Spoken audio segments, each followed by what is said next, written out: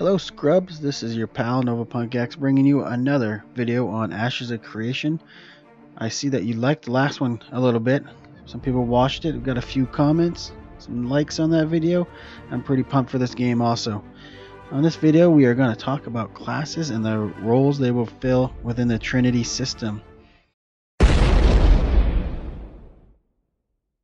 Alright guys, I'd like to first start off by saying this game is still in early alpha 0 to be exact. There's still a lot of things that could change with this game, and also a lot of the information I am bringing up today is purely speculation on my part. The team at LTE worked together to talk about this subject and brainstorm a little bit to try to give you the best information that we possibly can. However, again, it is purely speculation. The team at Intrepid will be releasing much more information on the actual classes in January. So we're going to start off by talking about how classes and skills work in Ashes of Creation. When you create your character, you're going to pick one of the 8 archetypes. These are Fighter, Tank, Rogue, Ranger, Mage, Summoner, Cleric, and Bard. When you pick one of those, that will be your base class, your main class, and that will be what you get your skills from. At a later time, you will be able to pick a secondary class. Again, you pick from the same 8 classes. However, the new class will allow you to augment your skills. This does not mean you gain new skills. It means literally augment your current skill set.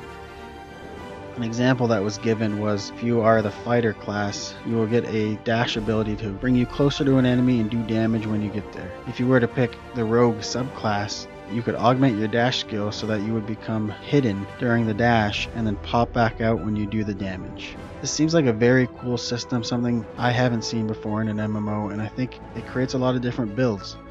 You will also be able to swap your subclass whenever you like, but your main class will stay the same. Alright guys, the first one we're getting into is the fighter base class. This class kind of made us go back and forth. I went back and forth on where to place it. I wasn't quite sure. After placing everything else and looking at the list, I finally had to go with an off-tank sort of character. What I'm thinking this class might be, and from what we know, he's very skilled with weapons and he'll be kind of mobile, so we better dash around the battlefield a little bit. Now the reason I say that is mostly based on the fact that if we look at the list as a whole, the only one that we really know as a tank is the tank class, which we'll talk about next. But I felt like out of 8 classes, they would probably want to do more than one tank class. I also feel like this class would be perfect fit for the warrior type of class. Kind of like in Final Fantasy 14 and 2.0, they had the warrior that was a little bit more DPS-y tank. He just had a lot of hit points. He would face tank. Kind of feel like that's the way they're going with this class. He'll be really good with weapons. He'll be able to dance around the battlefield and create some space, jump back and crowd control a little bit if needed, that sort of thing. I'm really feeling like this fighter is going to end up in the tank role. On to the next one. This one's a little bit easier. This one is the tank. That's the name of the class, and that's the role of the class. We've seen this in packs and in Alpha 0, and he's 100% a tank. He wears heavy armor, plate armor, he has a shield, sword, he creates space on the battlefield, he has high hit points, he is a tank. Now, with the sword and shield thing, remember that in this game you can have any weapon you want with any class. But they did say they were building certain classes to kind of match up with certain weapons.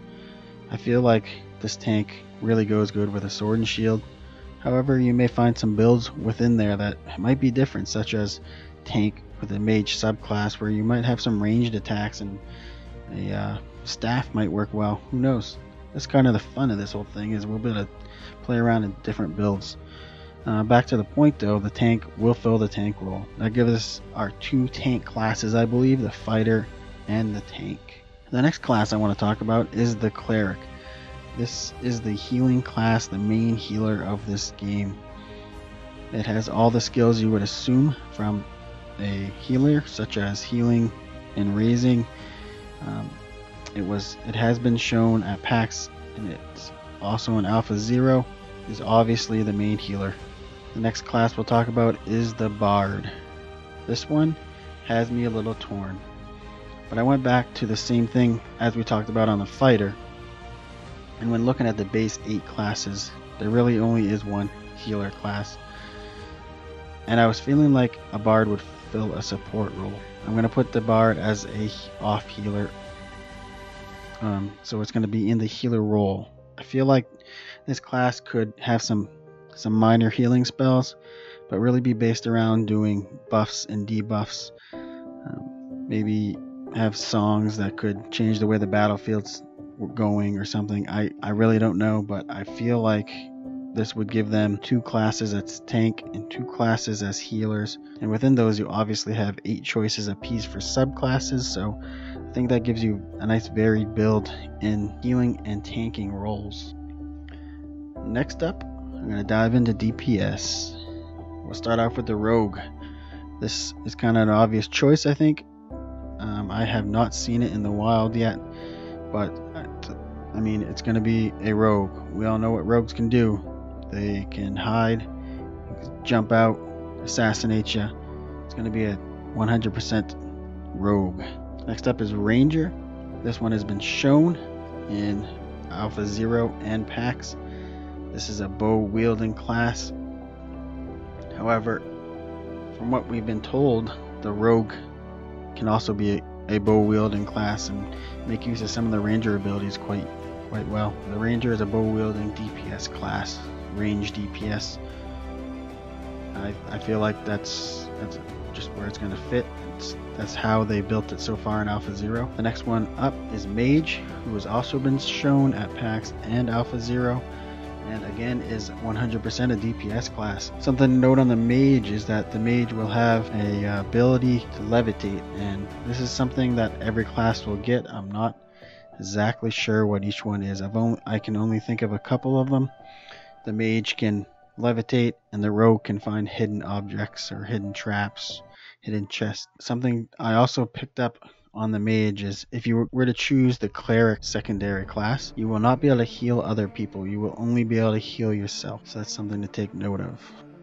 And on to our 8th and final class is the Summoner. I left this one for last on purpose because I'm not quite 100% sure what to do with it. I think the community as a whole is pretty excited about the Summoner class. From what I can tell, they want to really make this class worthwhile. They don't want a summon that just runs around next to you, and if it dies, it dies and you summon a new one. They want the summon to really affect how your gameplay is done. That being said, I feel like when you choose your off class, you may be able to augment your summon. This is totally speculation, but I'm wondering if you would be able to create a tank summon or a healer summon, something along those lines that would make this class a true all-around hybrid support class. But we have to place the Summoner as a base class somewhere, and I feel like, as usual, the Summoner will fall into a DPS role as its base class.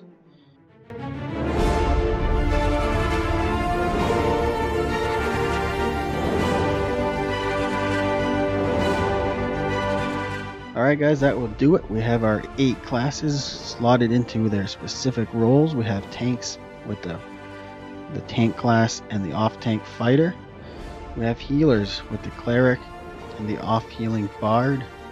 We have 4 DPS roles: rogue, ranger, mage, and summoner. Hopefully I'm right spot on this. I think that would be a great little build. Gives you 4 different DPS classes to choose from. I know a lot of people love DPSing. It gives you 2 different tanks and 2 different healers that are very different in their approach. I think that would be a nice varied class. When you start to include all the subclass options and the augmenting of skills and stuff, I think this creates some very, very unique combat gameplay, some unique gameplay in general. I'm very excited and can't wait to see more of this game. Again, in January, we should be getting some more information on all 8 archetypes or classes. We like to call them archetypes. When that drops, I will definitely be covering it. We'll come back and reference this video, see how right we were. But what I'd like you guys to do is throw some comments below. Tell me if you think I'm right or wrong. Let me know if you guys have any other questions or comments about Ashes of Creation. I will do my best to get you the answers. Just throw that in the comments below. As always, hit the like button if you like this video, and please subscribe to the channel so we can keep you up to date on Ashes of Creation, and so you can check out a lot of our great videos. Thank you guys. Cheers. Hey, it's Radit here. Don't forget to hit that like button and subscribe as well. It really helps out the channel. We put out multiple new videos each week and we appreciate all of your support. Thanks for watching, everyone, and cheers.